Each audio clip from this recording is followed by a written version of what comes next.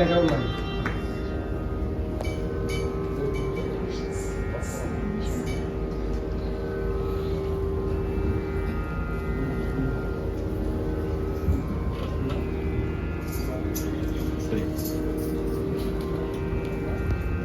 સનાતનના પણ એકદમ સર સ્થાપક છે.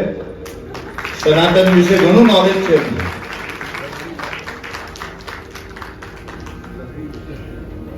ओम नमो भगवते वासुदेवाय नमः।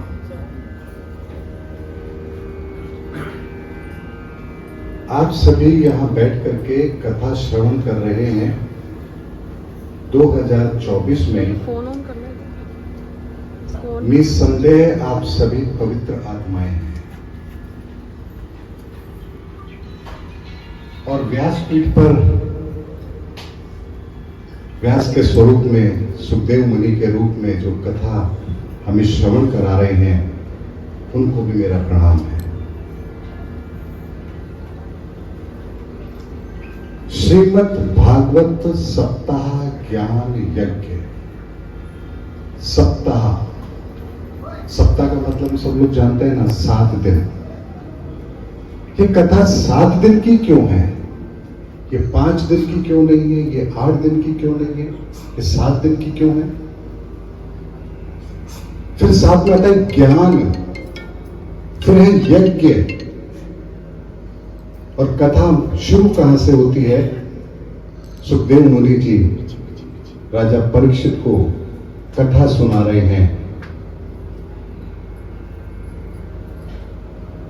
परीक्षित के 7 दिन के पश्चात मृत्यु है, उसको लेने के लिए काल आने वाला है। 7 दिन की कथा सुन रहा है।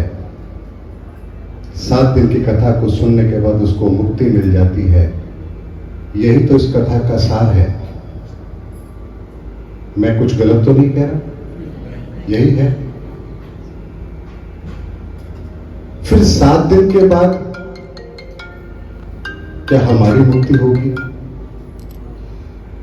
क्या हमें लेने विमान आएगा? तो क्या कथा में लिखी ये बात गलत है? ऐसा तो हो नहीं सकता। पुराणों में लिखी हुई एक एक बात सत्य है, एक एक अक्षर सत्य है, लेकिन एक भेद है इन कथाओं के अंदर। ये कोडवर्ड है, ये स्पष्ट नहीं है, कोडवर्ड है। हमें इनको डिकोड करना होता है। वैदिक समय पर यह काम ऋषि मुनि किया करते थे। सुखदेव मुनि थे ना, मुनि लगा है उनके नाम के बाद।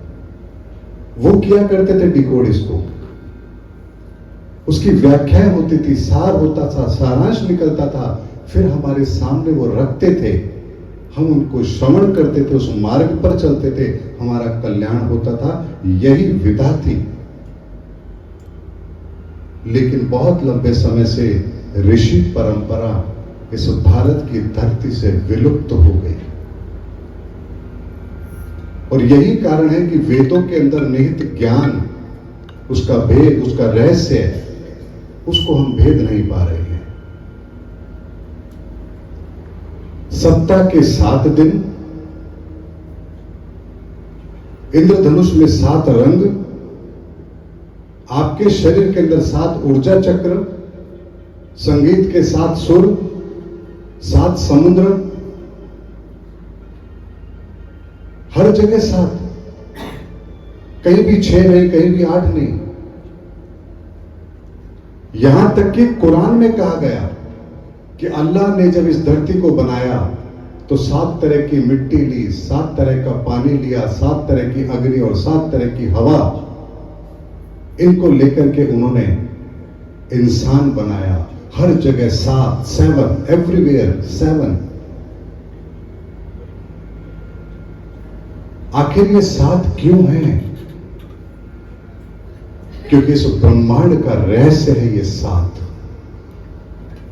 ब्रह्मांड में ग्रह भी 7 ही हैं। राहु केतु को छोड़ दीजिए, वो छाया ग्रह हैं, तो ग्रह भी 7 ही हैं। हर जगह 7 है। और शादी में फेरे कितने लेते हो? 6 क्यों नहीं, 8 क्यों नहीं? कथा में आपने सुना भगवान शिव आए, कृष्ण के दर्शन करने आए। भगवान शिव तो कैलाश पर बैठकर भी तो सब देख रहे थे, फिर नीचे दर्शन करने क्यों आए? प्रश्न आना चाहिए ना दिमाग में। फिर जैसा व्यास जी ने कहा 5 परिक्रमा की, 5 क्यों की? 4 क्यों नहीं की, 6 क्यों नहीं की, 5 क्यों की? क्योंकि जब परमात्मा पंच तत्व में बंद करके संसार में आता है, 5 एलिमेंट्स, 5 तत्व, तो उन 5 तत्वों को शिव ने प्रणाम करके उसकी परिक्रमा की और कैलाश से खुद नीचे उतर के क्यों आए? क्योंकि जितने भी देवी देवता हैं, ईश्वरीय शक्ति है, ये सब सेकंड आयाम, द्वितीय आयाम में रहती है, उनको शरीर नहीं मिलता है। इसीलिए वो ईश्वर भी जब इस धरा पर पंच तत्वों में कैद होकर कोई अवतार पुरुष आते हैं तो उनके दर्शनों के लिए वो आते हैं, क्योंकि ये शरीर बहुत दुर्लभ है, देवताओं को भी दुर्लभ है। इसलिए राम के जन्म के बाद भी शिव आते हैं दर्शन करने के लिए, और कृष्ण के जन्म के बाद भी आते हैं दर्शन करने के लिए। वेदों में कहा गया ज्योतिष वेदों की आंख है, इतना बड़ा शब्द इस्तेमाल किया गया, वेदों की आंख। अगर मैं आपसे कहूं थोड़ी देर के लिए आंख बंद करिए, तो आपको इस हॉल में कुछ भी दिखाई नहीं देगा, लेकिन जैसे ही आंख खोलते हैं हर चीज आपको दिखाई देती है।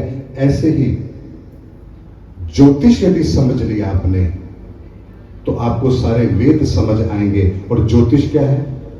ज्योतिष वो नहीं है जो आप लोग समझ रहे हैं कि हम किसी पंडित जी के पास जाते हैं, कुंडली दिखाते हैं, वो हमें कुछ उपाय बता देते हैं। कि ज्योतिष का बहुत छोटा रूप है, जैसे पेड़ का छोटा सा पत्ता होता है ना, वैसे। असली ज्योतिष के बारे में जानना चाहते हो? असली ज्योतिष होती क्या है? इस ब्रह्मांड की उत्पत्ति के साथ ज्योतिष आरंभ होती है। आपने शब्द सुना होगा आतिश, आतिशबाजी करते हैं ना, आतिश, आग की तीश, आतिश, तीश का मतलब होता है विस्तार। आग का विस्तार है आतिश, और ज्योति का विस्तार है ज्योतिष। कौन सी ज्योति? उस परमात्मा की ज्योति। उस परमात्मा की ज्योति का विस्तार है ज्योतिष। और आरंभ कहां से होता है? आरंभ होता है सृष्टि के आरंभ से। जब इस संसार में कुछ भी नहीं था, हर तरफ अंधेरा था, तब एक विस्फोट होता है, एक ज्योति निकलती है, और उस ज्योति का विस्तार होता है, उसे कहा गया ज्योतिष। उस आग के अंदर, उस ज्योतिष के अंदर, यानी ज्योतिष यानी ज्योति का तीश, उसका विस्तार है ये। उस ज्योति के साथ गर्मी, भाप पैदा हो रही है, उष्मा पैदा हो रही है, पानी पैदा हो रहा है, लवण पैदा हो रहा है, और उससे पिंड बन रहा है, और पिंड से ब्रह्मांड बन रहा है।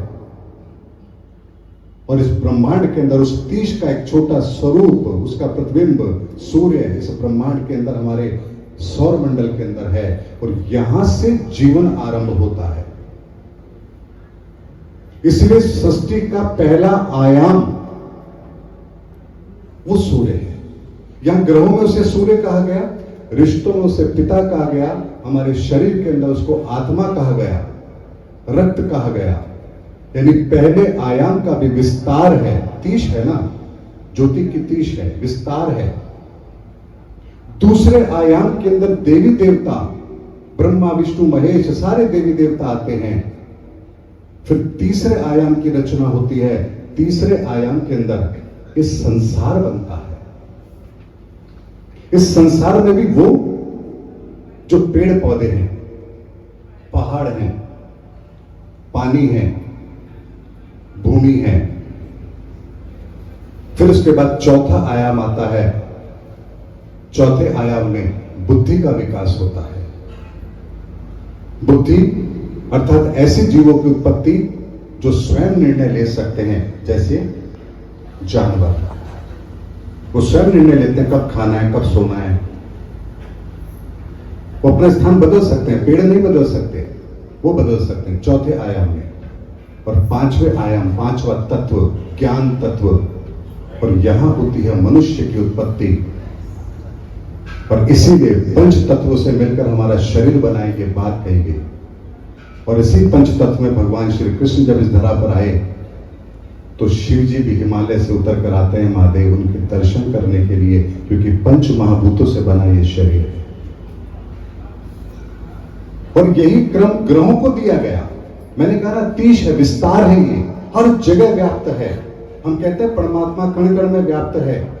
कैसे? कोई साइंस के आधार पर सिद्ध करे कि परमात्मा कैसे कण कण में व्याप्त है। क्योंकि ये 9 एलिमेंट काम करते हैं, 7 ऊर्जाओं के रूप में काम करते हैं, 2 अलग तरीके से काम करते हैं, पदार्थ के रूप में नहीं करते।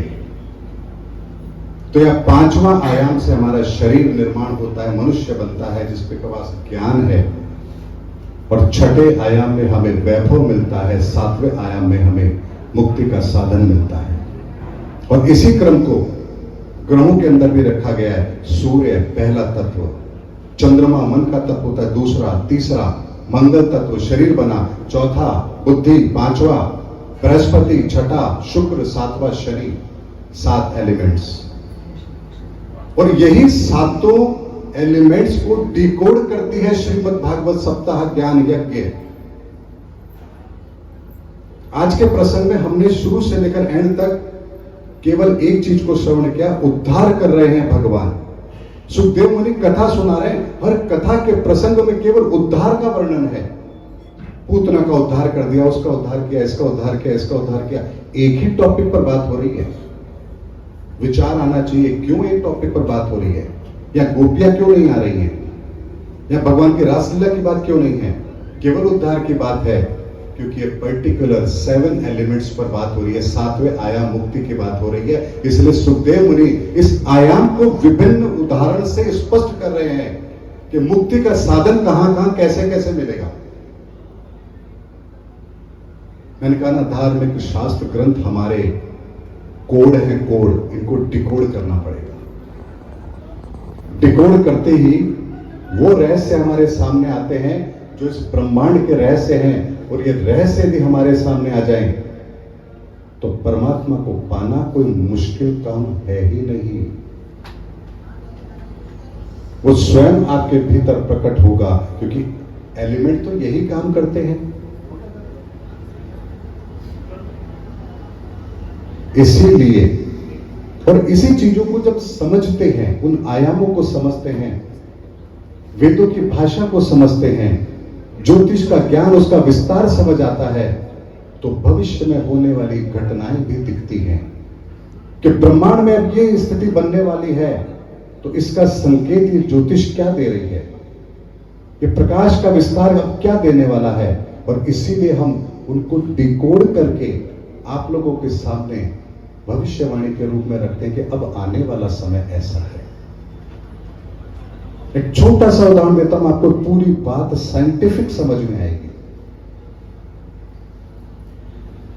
पहला आयाम मैंने कहा आत्म तत्व यानी सूर्य का था, और पहले आयाम के अंदर जब सृष्टि की रचना हुई, यानी आयाम तो 9 ही काम करते हैं, लेकिन जब पहला युग आरंभ हुआ, सतयुग था, यानी हर व्यक्ति आत्मा से पवित्र था, उस ईश्वर को स्वीकार करता था। पहला आयाम विकृत हुआ हिरण्यकश्यप के समय पर, तो भगवान नरसिंह रूप में प्रकट होते हैं, युग परिवर्तन होता है। दूसरा आयाम मैंने क्या बोला, चंद्र तत्व, मन की बात हो रही है। दूसरा आयाम त्रेता, त्रेता के अंदर हर व्यक्ति मन से खुश था, कोई विकार नहीं था, किसी के मन में लोभ नहीं था। तो वहां पर विकार पैदा होता है अंत में, सृष्टि के अंत में बात कर रहा हूं, युग के अंत में। तो मन के अंदर विकृति आ गई है, केकई अपने ही बेटे के लिए वनवास मांग रही है। वहां पर उस त्रेता युग का अंत हुआ, भगवान राम प्रकट हुए। फिर द्वापर आया, द्वापर के अंदर तीसरा आयाम काम कर रहा, थर्ड एलिमेंट, इसकी रचना भी बड़ी अजीब है। अब वो मंगल तत्व काम कर रहा है इस संसार पर। मंगल तत्व क्या होता है? शरीर, ताकत। तो अब देखिए कि उस समय पर, भगवान श्री कृष्ण के समय पर सारे योद्धा थे। अश्वत्थामा, भीम देख लीजिए, भीष्म पितामह देख लीजिए, क्योंकि वो तत्व, वो एलिमेंट मौजूद था इस ब्रह्मांड में। वही तत्व प्रमुख तौर पर काम कर रहा था। एलिमेंट तो 9 करते हैं, पर वो तत्व जो था प्रमुख तौर पर काम कर रहा था। उस युग के अंत में भी जब इसकी भी विकृति हो गई कि हर बाहुबली अपनी ताकत का गलत इस्तेमाल करने लगा, तो उस युग का भी अंत हुआ। और उसके बाद चौथा एलिमेंट काम करता है। चौथा एलिमेंट कौन सा होता है? चौथे नंबर पे क्या आता है? बुद्ध आता है। बुद्ध यानी बुद्धि। तो चौथा युग कौन सा है? कलयुग है। कलयुग में कौन सा एलिमेंट काम कर रहा है? बुद्ध तत्व। तो आज हमारी बुद्धि कितनी तेजी से काम करती है। हमने मोबाइल बना लिया, हमने प्लेन बना लिए, हम इंटरनेट का इस्तेमाल करते हैं। ये भगवान राम के समय पर क्यों नहीं हुआ? कृष्ण के समय पर क्यों नहीं हुआ? कलयुग में क्यों हुआ इतना विकास? क्योंकि बुद्धि का एलिमेंट काम कर रहा है। जब बुद्धि का एलिमेंट काम करेगा तो विकास वैसा ही होगा। जब तीसरे एलिमेंट ने काम किया तो बाहुबल पैदा हुआ। चौथे एलिमेंट में बुद्धि, और इस बुद्धि का अब हम उसका विकृत रूप देख रहे हैं, क्योंकि ये युग परिवर्तन का समय है। तब पांचवा एलिमेंट काम करेगा, और पांचवा एलिमेंट क्या होता है? बृहस्पति, ज्ञान, धर्म। इसीलिए आने वाला युग धर्म युग है। और 30 मार्च 2025 इस कलयुग का आखिरी दिन है। उस दिन के बाद धर्म युग का पहला दिन आरंभ हो जाएगा। अब इसका मतलब ये नहीं है कि अब रात को सो के उठेंगे 30 मार्च 2025 को सुबह देखेंगे अब तो सब कुछ बदल जाना चाहिए, ऐसा नहीं। वहां से कलयुग की जितनी विकृतियां हैं वो अब अगले समय, आगने वाले समय के अंदर प्रवेश नहीं करेंगे, और वहां से धर्म का बीज उदय होगा, और अगले 7,500 वर्षों तक ये चलेगा। और इस परिवर्तन को बड़े ध्यान से समझिए। हर तरफ बात हो रही है सनातन की। पहले क्यों नहीं हो रही थी? अभी अचानक से ऐसे कौन सी गोली मार्केट में आ गई, सब खा के सनातन बोल रहे हैं। धर्म युग के अंदर प्रवेश करेंगे तो सत्य स्थापित नहीं होगा, धर्म स्थापित नहीं होगा। क्या होगा ना? तो धर्म स्थापित होगा तो वास्तविक रूप में तो होगा। इसीलिए विज्ञान के आधार पर भी अब धर्म को परखा जाएगा, और धर्म विज्ञान के आधार पर भी प्रमाणित होगा। और ये वैज्ञानिक इस बात को मानने के लिए बाध्य होंगे कि भारत विश्व गुरु था, विश्व गुरु है और विश्व गुरु रहेगा।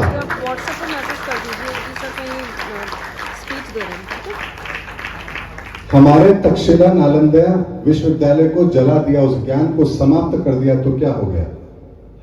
वो भूल गए ये ज्ञान इस संसार में आता कैसे है। ये ज्ञान भीतर प्रकट होता है।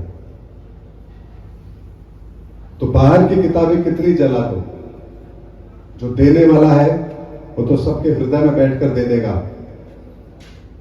जब गोस्वामी तुलसीदास जी रामायण लिख रहे थे तो कौन सी कॉपी पेस्ट कर रहे थे? वो भीतर देख रहे थे, लिख रहे थे। मोहम्मद साहब ने कुरान लिखी तो कौन सी, किसको कॉपी पेस्ट किया? ऊपर से उतरती थी आयतें, नीचे लिखते थे। विवेकानंद भी यही करते थे। तो जो शास्त्र, धार्मिक शास्त्र ग्रंथ बाहर हैं, ये तो भीतर में उतरते हैं, और भीतर में तब उतरते हैं जब धर्म का पक्ष मजबूत होता है। इसीलिए गणित के अंदर भी 1 से 9 ही होते हैं, सिंगल डिजिट। उसके बाद डबल डिजिट आ जाता है। जैसे ब्रह्मांड अनंत है, वैसे ही गणित भी 0 से शुरू होती, 1 2 3 अनंत तक है। फिर बात होती है बाहरी जगत की, आंतरिक जगत की, तो गणित उसको भी परिभाषित करती है कि जीरो वो शून्य है जहां से कुछ भी आरंभ नहीं होता। और हम भी कहते हैं, आध्यात्मिक कहता है शून्य में स्थित हो जाओ। क्यों हो जाओ शून्य में स्थित? क्योंकि वहां से यात्रा आरंभ होती है। कहां की यात्रा होती है? दोनों तरफ की। अब आप जीरो से 1 2 3 4 अनंत तक की यात्रा करना चाहते हैं या -1 2 3 4 की अनंत की यात्रा करना चाहते हैं? वैल्यू दोनों तरफ अनंत है, प्लस में भी और माइनस में भी। शून्य वो अवस्था है जहां से आप यात्रा आरंभ करेंगे, प्लस की अर्थात बाहरी जगत की, माइनस अर्थात अंतर जगत की। इसलिए अंतर जगत की यात्रा भी उतनी ही विशाल हो सकती है जितनी बाहरी जगत की हो सकती है। और यहां पर एक बात और कहना चाहूंगा। आज के कथा प्रसंग में आपने सुना होगा, व्यासपीठ से आपने कहा था भगवान जन्म नहीं लेते, भगवान प्रकट होते हैं। सही है ये बात? सिद्ध करो कैसे सही है। उदाहरण देता हूं। भगवान नरसिंह ने अवतार लिया, किसी मां के गर्भ से पैदा नहीं हुए थे, खंभ फाड़ के प्रकट हुए थे। कैसे प्रकट हो गए खंभ फाड़ के? क्योंकि उस समय पर जब भी कोई नगर बसता था, कोई राज्य बनता था, कोई महल बनता था, तो एक विष्णु चौकी का निर्माण होता था। विष्णु चौकी में एक धर्म स्तंभ बनता था और उस विधि के द्वारा समस्त ब्रह्मांड की शक्तियों को वहां पर स्थापित किया जाता था। वो शक्तियां उस राज्य का संचालन करती थी। प्रहलाद को कितनी बार मारने की कोशिश की गई, लेकिन उसका कुछ नहीं बिगड़ता। तब भगवान क्यों नहीं प्रकट हुए? लेकिन जब उस खंभ के पास खड़े होकर ललकारता है ईश्वर को, अगर तेरा ईश्वर है तो इस खंभ से प्रकट होकर क्यों नहीं दिखाता? तो वहां तो पहले से मौजूद थे, विष्णु चौकी स्थापित थी, धर्म ध्वजा थी, वो तो भगवान प्रकट हो गए। और वही वो जो लोहा है, स्तंभ है, वो जो खंभा था, वही आज हमारे दिल्ली के अंदर जो कुतुब मीनार है ना, महरौली का लौह स्तंभ जो है आपका, वो वही है। उसके बाद भगवान राम, उनका जन्म के बारे में आता है कि पुत्र कामेष्टि यज्ञ होता है, यज्ञ नारायण प्रकट होते हैं और भगवान दशरथ को खीर देते हैं। वो दो खीर के 2 भाग दोनों रानियों को देते हैं, दोनों रानियां उसमें से एक भाग तीसरी रानी को देती है। ऐसे 4 पुत्र पैदा होते हैं। अब कुछ विद्वान लोग, विद्वान नहीं कहूंगा, मूर्ख कहूंगा वैसे तो, पर कह देना चाहिए विद्वान उन लोगों को, उनकी बुद्धि इतनी है, वो कहते हैं हिंदू धर्म शास्त्र का बेकार है, खीर खा के कोई पैदा होता है क्या? उनको क्या पता इसके पीछे कौन सा रहस्य है भाई। सतयुग के अंदर इंसान ऐसे पैदा नहीं होता था जैसे आज हम आप लोग पैदा होते हैं। आह्वान के द्वारा पैदा होते थे और जिस जगह उनका आह्वान किया जाता था वहां शिवलिंग को स्थापित किया जाता था। एक गुप्त प्रक्रिया थी, वीराने में होती थी। इसीलिए जितने भी शिवलिंग मिलेंगे पुराने, आपको सभी वीरानों में मिलेंगे, कोई कंदराओं में, गुफाओं में, अलग ऐसी जगह पर जहां कोई भीड़ भाड़ ही नहीं, छोटे से होंगे। वहां उस भगवान शिव के उसी मोहिनी रूप को, जो उनका रूप है, सुना होगा ना आपने, कौन सा रूप है? अर्धनारीश्वर। उस रूप की वहां पर उनका आह्वान किया जाता है, वहां से उनको वो कौस्तुभ बोलते हैं इसे, उन्हें उसकी प्राप्ति होती थी, उसको वो ग्रहण करते थे, उससे संतान होती थी। इस सतयुग की प्रक्रिया थी। इसीलिए भगवान राम का जन्म भी उसी प्रक्रिया से हुआ और भगवान कृष्ण का जन्म भी इसी प्रक्रिया से हुआ। आप विचार कीजिए, दोनों जने, वासुदेव और उनकी पत्नी का नाम क्या था? दोनों थे। कहां? कारागार में बंद है, पहरा है। क्या पहरे के दौरान कोई पति पत्नी साथ रह सकते हैं क्या, जहां 24 घंटे पहरा हो? वहां पर भी उन दोनों ने इसी सनातन प्रक्रिया को अपनाया था, तब भगवान प्रकट हुए थे, प्रकट होते हैं, उस प्रक्रिया से प्रकट होते हैं जो सनातन शाश्वत विधि है पूजा की, शिव पूजा की। इसलिए रहस्य है ये। कोई कहे ना कैसे प्रकट होते हैं, आज भी प्रमाणित किया जा सकता है। ऐसे विद्वान, ऐसे महापुरुष हैं। इसीलिए आने वाला युग धर्म युग है। इस धर्म युग में हम प्रवेश करने वाले हैं, और इस धर्म युग के अंदर जब हम प्रवेश करेंगे तो केवल इस संसार में सत्य होगा, असत्य हो ही नहीं सकता। और जो लोग सत्य का रास्ता नहीं पकड़ेंगे, असत्य के रास्ते पर रहेंगे, उनका इस संसार से जाना तय है। और इसीलिए एक महाविनाश भी अवश्य होगा। हर कालखंड में हुआ है, इस कालखंड में भी होगा। इसलिए 2024-25 में आप तैयार रहिए उस महाविनाश के लिए, क्योंकि धर्म युग में प्रवेश करने की पहली सीढ़ी यही है।